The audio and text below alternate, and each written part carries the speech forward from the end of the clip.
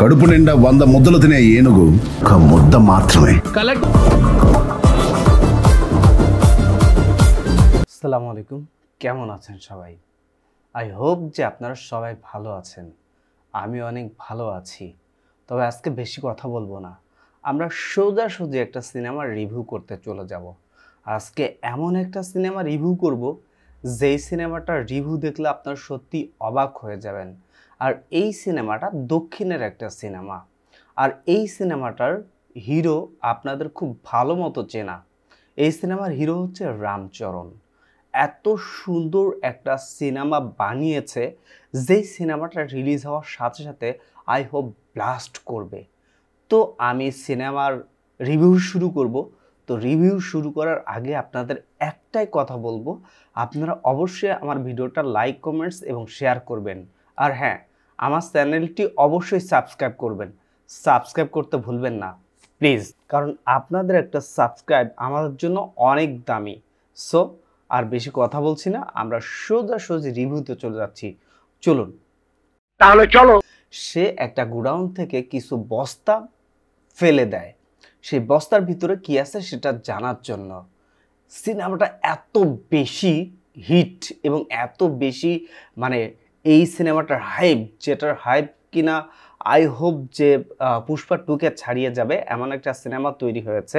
Just trailer দেখে আমি বলছি, আপনারা যদি পুরো সিনেমাটা দেখেন বা ট্রেলার দেখেন বা আমার এই রিভিউটা দেখেন, তাহলে আপনারা হয়তো বুঝতে পারবেন যে আসলে সিনেমাটা কেমন হতে যাচ্ছে। ঠিক বলেছো। বুঝতেই পারছেন এই সিনেমাটার কালার গ্রেডিং অসাধারণ, যেটা কিনা আপনারা যদি এই সিনেমাটা না দেখেন বা এই সিনেমাটার রিভিউ না দেখেন বা ট্রেলার না দেখেন, তাহলে বুঝতেই পারবেন না। আর আসল কথা তো বলতেই ভুলে গিয়েছি, এই সিনেমাটার নাম হচ্ছে গেম চেঞ্জার।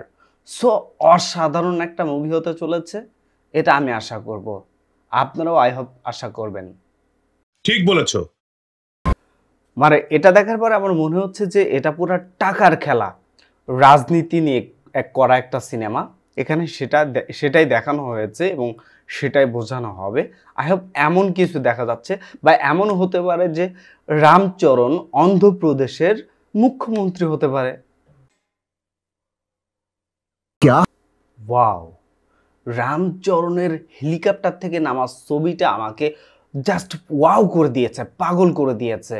আর বলে না 10-এর লাঠি 1-এর বোঝা, সো হাত সবার একসাথে করে বোঝাচ্ছে কাজের সাফল্যের সামনের দিকে এগিয়ে যাওয়ার বেস্ট পলিসি হচ্ছে ইউনিটি। ঠিক বলেছো।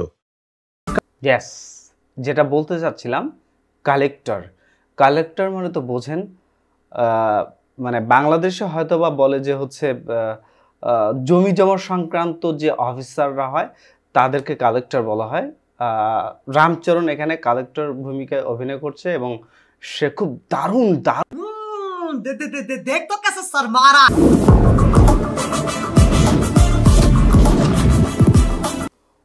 ওয়াও, এই সিনেমাটার ভিতরে রামচরণের অ্যাকশন জাস্ট চোখে পড়ার মতো। এমন অ্যাকশন এর আগে কখনো দেখেছেন কিনা আমি জানি না, হ্যাঁ দেখেছেন পুষ্পা 2 মুভিতে, আর এরপরে দেখবেন এই রামচরণের গেম চেঞ্জার মুভিতে। ঠিক বলেছো। ডান্সের কথা সুন্দর হয়েছে, রাশ্মিকার মতো। পুষ্পা 2তে যে ডান্স স্টেপগুলো দেখেছিলাম, সেম ডান্স স্টেপ। মানে রামচরণ যদি আল্লু অর্জুন ফাটাতে পারে, তাহলে রামচরণ কেন না?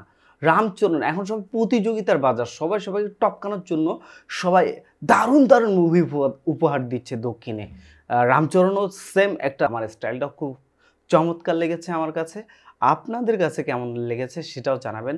আর আমার এই সিনেমাটার ফুল রিভিউ আপনাদের কাছে কেমন লেগেছে সেটা অবশ্যই কমেন্টসে জানাবেন। আর এরপর যদি কাউকে রোস্ট করতে হয় বা কোনো সিনেমা রিভিউ করতে হয় বা কোনো নাটক রিভিউ করতে হয়, আপনাদের কোন জিনিসটা ভালো লাগে সেটা আমাকে অবশ্যই কমেন্টসে জানাবেন।